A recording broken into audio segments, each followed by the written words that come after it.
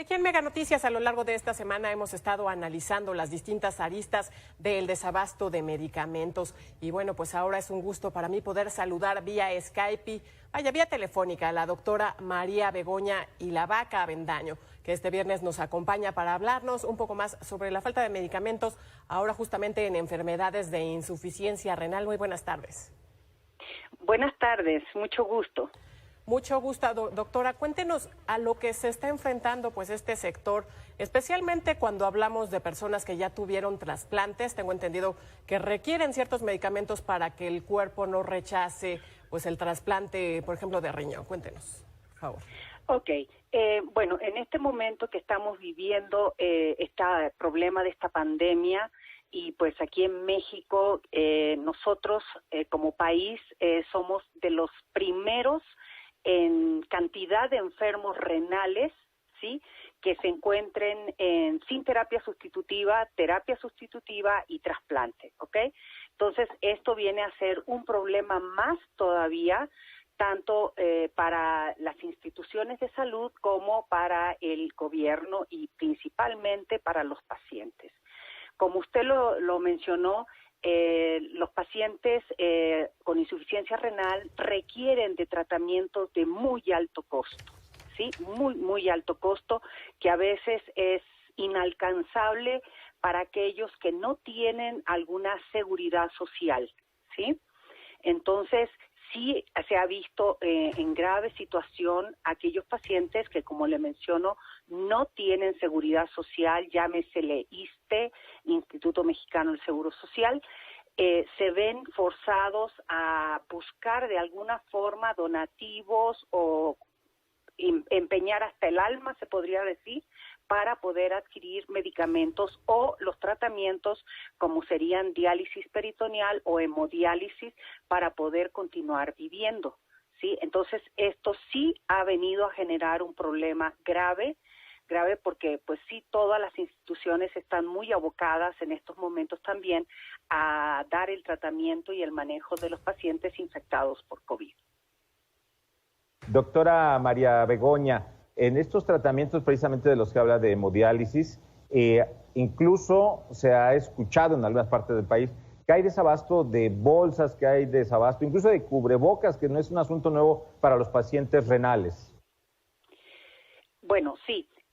Por lo mismo, como usted lo menciona, con esta situación de la pandemia, se ha requerido de los insumos de mayor cantidad de cubrebocas. Los pacientes que se reciben terapia sustitutiva de diálisis peritoneal requieren para hacer su terapia el uso obligatorio de cubrebocas.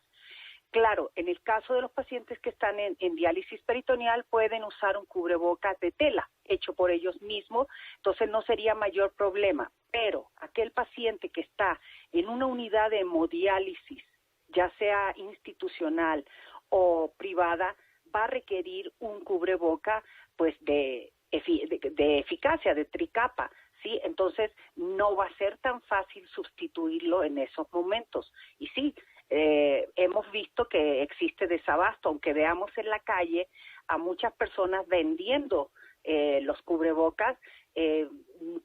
Uno en las redes sociales y en los mismos noticieros ve cómo son empaquetados, cómo son manejados, y pues es un riesgo para la población. Doctora, déjeme insistir en la pregunta que le realicé hace un momento. ¿Qué es lo que ocurre con estas personas que pues recibieron un riñón en trasplante, sin embargo, pues que necesitan estos medicamentos para que el cuerpo no los rechace? Sin embargo, pues uno de estos medicamentos, tacrolimus, si no me equivoco, pues parece que no hay lo suficiente. ¿Qué pasa ahí con estas personas? Ok, sí, esta es una situación, pero que no está ocurriendo solamente ahora. Desde antes ya existen épocas, se puede decir así, donde hay desabasto de estos medicamentos, como sería, como usted lo menciona, el tacrolimus, el ácido micofenólico, sí que son medicamentos que se están utilizando mucho en pacientes trasplantados renales y también trasplantados de hígado, de corazón, etcétera.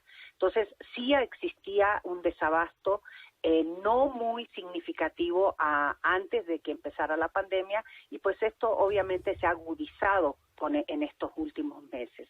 y obviamente se pone en riesgo la sobrevida del injerto, ¿sí? Pero lo más valioso, la vida del paciente, porque el paciente puede llegar a perder la vida si no recibe el medicamento y rechaza. Lo menos mal que le podría ir al paciente es que tenga que regresar a una terapia de sustitución, ya sea hemodiálisis o diálisis peritoneal.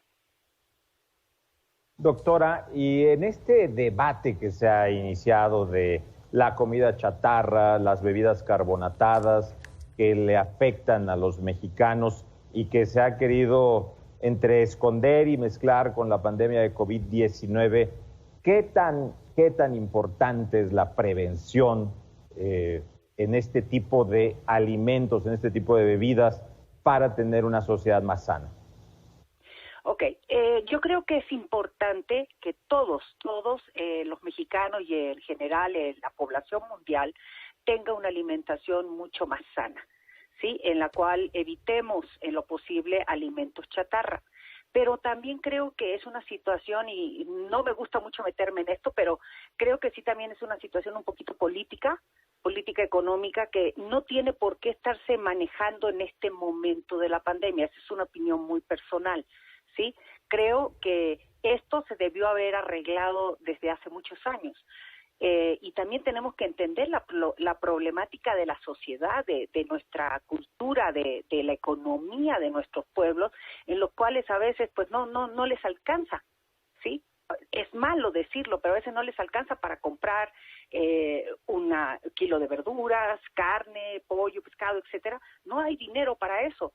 Y pues para quitar el hambre, pues se come esto. Yo sé que debemos quitarlo definitivamente, porque sobre todo para nuestros pacientes con insuficiencia renal, los alimentos con alto contenido de conservadores, de azúcar, de sal, no son de beneficio. Eso es un hecho. El paciente con enfermedad renal tiene que tener una dieta lo más sana posible o lo más equilibrada posible.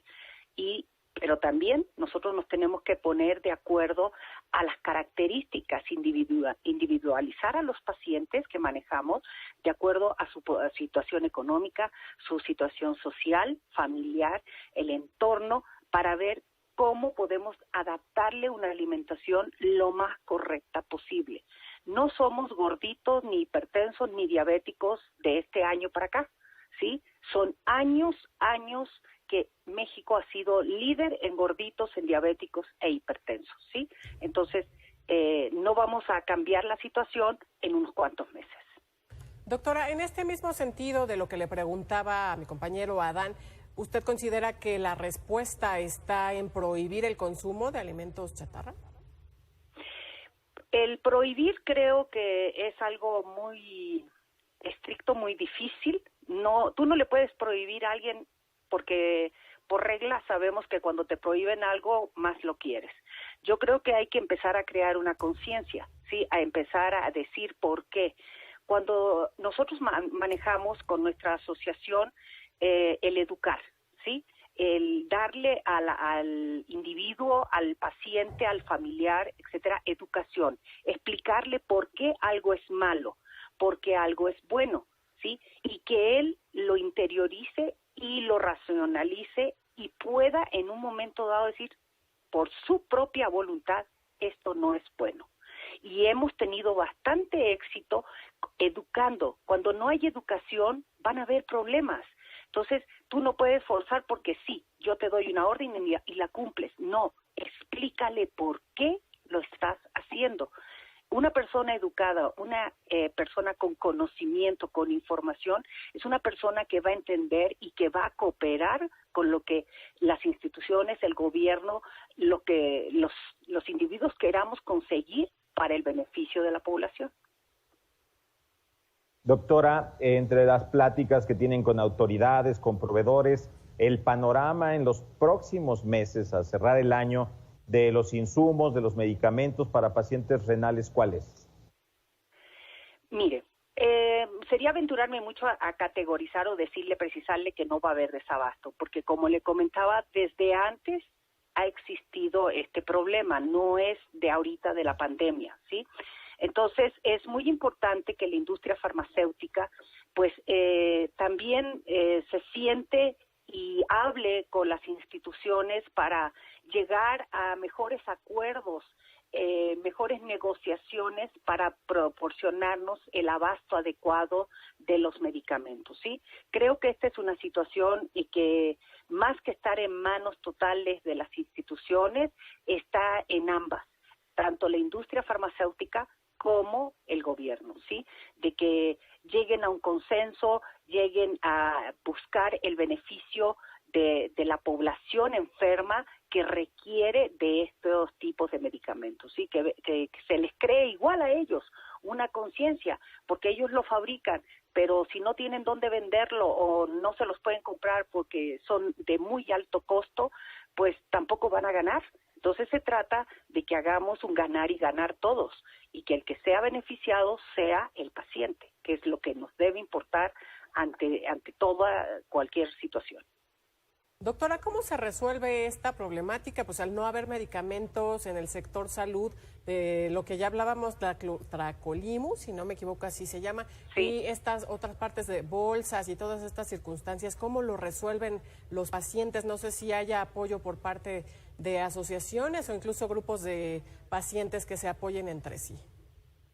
Bueno, cuando tenemos desabasto a veces de los medicamentos, en el caso de pacientes trasplantados, si ya no hay forma de conseguirlo por medio de asociaciones, donativos, específicamente de que pacientes que desgraciadamente fallecen o tienen complicaciones con su trasplante y tienen medicamento, se contactan con asociaciones y se nos avisa y nosotros ponemos de que tenemos tales cantidades de medicamentos y se los damos. Nosotros somos una asociación sin fines de lucro, entonces lo que hacemos es todo por ayudar y nos apoyamos con los mismos pacientes, gente que nos conoce, que sabe nuestra labor, entonces nos lo dan, no nos lo venden ni nosotros lo vendemos, ¿sí?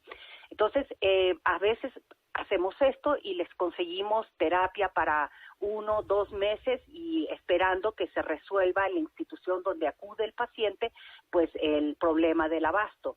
En el caso de las soluciones para diálisis peritoneal es lo mismo. Pacientes que salen de la terapia porque fueron trasplantados y tienen producto, pues ese producto se dona para quien no lo tenga y esto básicamente lo sufren más los pacientes que están pues manejados fuera de lo que es el ISSSTE o el IMSS, ¿sí? Que ellos deben adquirir su producto, ellos deben comprarlo, entonces apoyamos con esta situación del paciente que tiene exceso de producto o que falleció o se trasplantó, nos lo da y el paciente al que lo necesita, lo único que se le pide es que acuda donde la persona que lo tiene y lo recoja y esto no se cobra nada. Así es, doctora. Esperamos, por supuesto, nosotros también que esto se resuelva para que no tengamos que seguir hablando de este tema, es que es terrible. Esperamos que pronto pues tenga resolución este tema. Muchas gracias por estar con nosotros, doctora María Begoña Ilavaca Avendaño, nefróloga y presidenta del Consejo Médico de la Sociedad Mexicana de Pacientes en Diálisis y Trasplante Renal AC. Muy buenas tardes, muchas gracias. Buenas tardes, le agradezco muchísimo que nos hayan dado este espacio para poder hablar con ustedes. Muy buenas tardes.